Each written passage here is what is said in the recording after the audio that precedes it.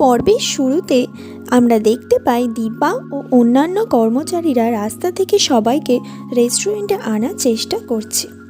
তারপর শেষে সবাই দীপাকে বলে যে ফুড কম্পিটিশনটা অনেক কঠিন হতে পারে, কিন্তু দীপার কাছে প্রাইজ মানিটা অনেক জরুরি, তাই তাকে এটা জিততেই হবে বলে সে জানায়। এইসব শুনে সাক্ষ্য দীপাকে থ্যাংক ইউ বলে।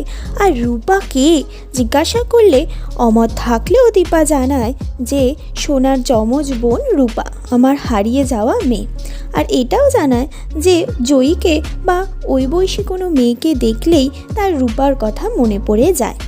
এরই মাঝে সাক্ষ্যদ্বীপের কাছে একটা বড় অর্ডার আসলে সবাই খুব খুশি হয়। দীপার এসব কথা শুনে আর জয়ীর সূর্যের ওপর আচরণ দেখে সাক্ষ্যদ্বীপের সন্দেহ হয় আর মনে মনে জয়ীর সাথে রূপার কোনো যোগসূত্র আছে কিনা ভাবতে থাকে। এদিকে জয়ী যখন মনে মনে অলিকে নিয়ে ভাবছিল, ঠিক সেই সময় সূর্য তার জন্য গিফট নিয়ে এলে জয়ী রেগে গিয়ে সে জানায় যে কোনো গিফট সে নেবে না, সে কোনো ছোট বাচ্চা নয়।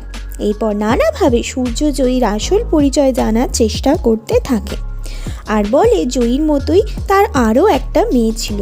এইসব শুনে জয়ী বিরক্ত হয়ে গিয়ে তাকে সেসব কথা বলে কোনো লাভ হবে না বলে জানায় আর বলে তার পাপা আছে, সে কারোর কোনো হারিয়ে যাওয়া মেয়ে নয়।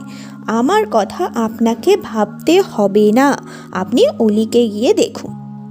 এরপর সূর্য জয়ীকে সরি বলে গিফটগুলো রেখে চলে যেতে গেলে জয়ী আবারও সূর্যকে ডেকে বলে মায়ের মতো কেউ হয় না, হয় মা হয়, নয়তো হয় না। এরপর সূর্য চলে গেলে সইকে দরজা বন্ধ করে দিতে বলে আর পাপাকে এসব ব্যাপারে কিছু না বলার জন্য রিকোয়েস্ট করে।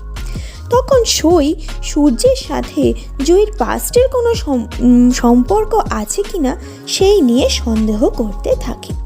এরপর রূপা ঘরে গিয়ে কষ্ট পেয়ে কাঁদতে থাকে আর সে কোনো দিন তার বাবা আর অলিকে ক্ষমা করতে পারবে না বলে জানায়। অন্যদিকে সূর্য অলি আর চারুকে নিয়ে যখন গাড়িতে যাচ্ছে তখন অলি সূর্যর কাছে জয়ীর প্রতি ওই রকম ব্যবহারের কথা জানতে চেয়ে বলে ঘুরে ফিরে নয় পুরনো কথা, নয় মায়ের কথা চলছে তোমার মনে। এরপর চারু আর সূর্য দুজনেই অলিকে শাসন করতে থাকে। ঠিক এই সময় সাক্ষ্যদ্বীপ আর দীপাকে একসাথে কাজ করতে দেখলে তারা তিনজনেই অবাক হয়ে যায়। আর এখানেই আজকের পর্বটি শেষ হয়ে যায়। পরবর্তী পর্বের জন্য অবশ্যই ভিডিওটিকে লাইক করুন, শেয়ার করুন আর চ্যানেলটিকে সাবস্ক্রাইব করুন। ধন্যবাদ।